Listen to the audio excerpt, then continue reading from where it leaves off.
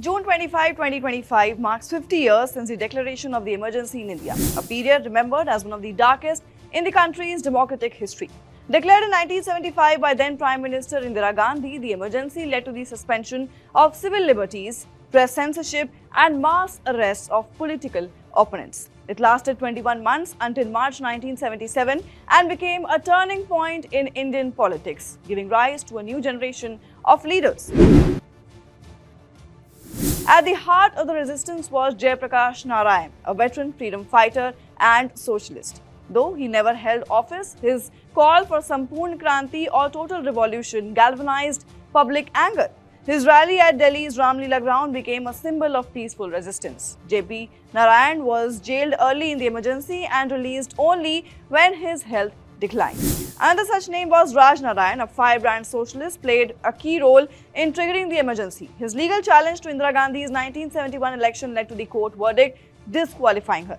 He was later jailed but defeated Indira Gandhi in Rai Bareli 1977, which was a stunning political movement. Then there was Morarji Desai, a former Congress veteran who was jailed in solitary confinement.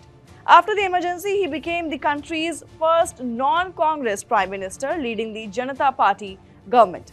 Though his tenure was short, it marked a historic political shift. Then, apart from these three personalities, there were other rising leaders too, who later on took the center stage in India's political scenario. For example, there was Atal Bihari Vajpayee, who already was a respected parliamentarian and was one of the first opposition leaders to be jailed. After the emergency, he helped form the BJP and went on to become Prime Minister of India. Then there was L.K. Advani, then head of the Bharatiya Janata Sangh, who was also jailed during emergency.